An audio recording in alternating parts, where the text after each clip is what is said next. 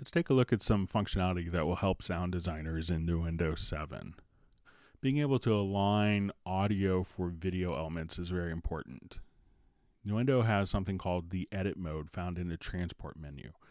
When this is activated, anytime that an audio event is moved in the timeline, we could actually see the video represent exactly where that audio event is occurring. So if I want this event to occur right as the knife is going through the envelope, I could just simply place that. Now, it's not just for placement, but also for fade ins or choosing the start or end or fade out to transition between different scenes.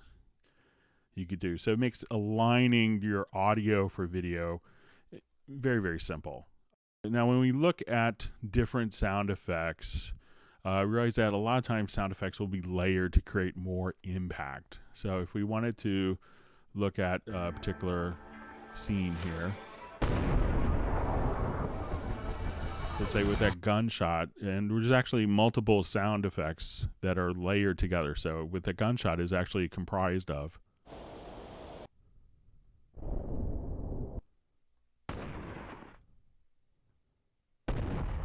and this last sound. So those 5 sounds make up the gunshot sound. Now, if I wanted that same gunshot sound to be used repeatedly in a project or other projects, and I don't want to import those 5 different sound files independently, what I could do is just simply export these as what's called a clip package. At that point, it could contain the relationship of those 5 files with their time placement. So I could just import one single clip package and be able to have access to it directly in any project. Working with sound effects libraries could be daunting because it could be hundreds of thousands of files, and being able to find all of those different elements can be difficult.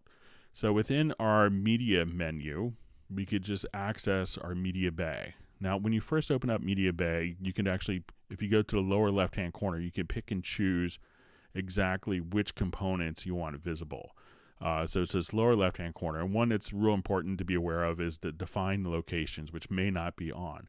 Here you see a directory tree of all of the hard drives that are on your system or on your network so that you could have access to files. Now, the media bay doesn't scan for every single file. It's not going to look for picture files or spreadsheets. It looks for stuff that's relevant to your Nuendo production, like audio files, clip packages, MIDI loops, patterns, track presets, plugin presets, projects. And you could actually, again, pick and choose what folders for it to look into and what folders it shouldn't look into. And one of the great things is if you find yourself going to a particular folder, like maybe a sound effects folder that you are kind of your go-to sounds, you could add that. Select it here in your tree, add it, and then you could just simply jump back and forth between defined locations. Now, Nuendo will come with a sound effects library as well, so you get a lot of great sounds in there. This side, we can see in the center, we can now just audition your different sound effects, and you could choose to play them from any point just by clicking. You could also take just a portion and loop that file if you want to, and you could search very easily. So if you're looking for doors, just come in here, type in door, and now you could find all your different door sound effects. Or if you're looking for animal, you could just kind of keep searching by what you type in. Now, you can also, on the right-hand side, have metadata here. So you can have a tremendous amount of fields that you can have visible. But if for some reason one of the fields isn't included, what you're able to do is to actually define your own metadata fields directly within the program. Now, this has also been incorporated on the right-hand side. So if you go to your setup window here, you could actually choose to have the racks visible or not visible right there. And if I wanted to just take my audio files, we could just preview them